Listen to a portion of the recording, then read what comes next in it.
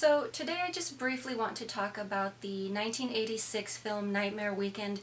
This was originally distributed by Troma Entertainment, and I believe as of January 19th of 2016, Vinegar Syndrome happens to be the current distributor, and this was released on a combination DVD Blu-ray combo. So definitely an interesting treatment for that. I haven't watched the Blu-ray version. I've only seen it in its original form in very horribly deteriorated VHS. But honestly, this is the kind of film where you really don't want too clean a picture to watch this, and it's not that great. It's pretty much just crud. Honestly, the only reason I watched this was because Dale Midcliffe was in this, and obviously, if you're familiar with the name, he played the father in Pet Sematary, so he's easy on the eyes. And yeah, the only reason I watched it, not gonna lie. Unfortunately, he's not reason enough to continue watching this film. This is absolutely terrible.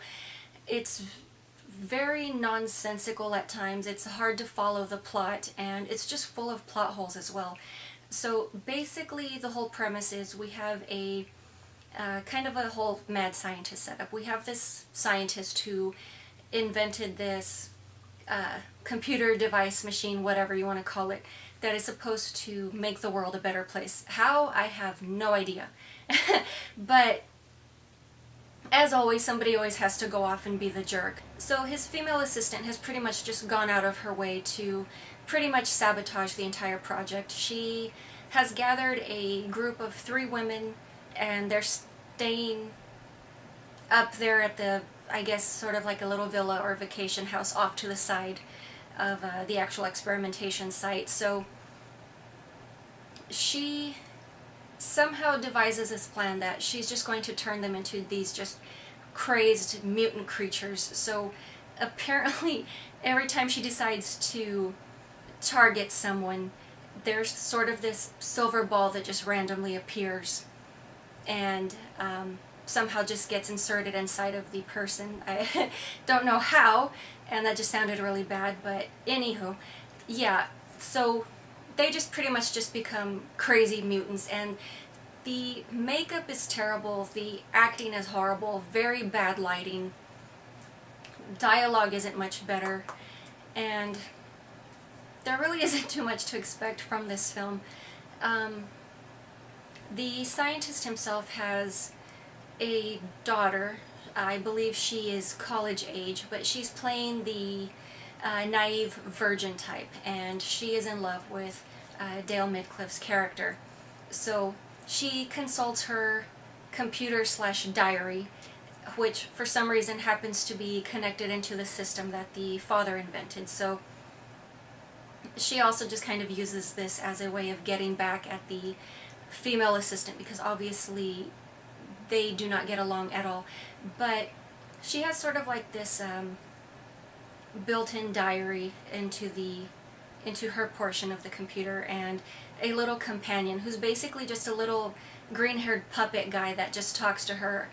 And I don't know what the deal with that is. I don't know if the film is just trying too hard to be original, but it's just totally weird and oddball. I would give it the fact that it has some originality and creativity, but for the most part the film is just total blah. This was honestly my second time watching the movie. I watched it for the first time about 4 years ago. I didn't care for it too much then, and I decided to give it a second chance, and nope, still don't like it. But I think every film deserves a fair chance at the very least. It's just, this one just did not work for me.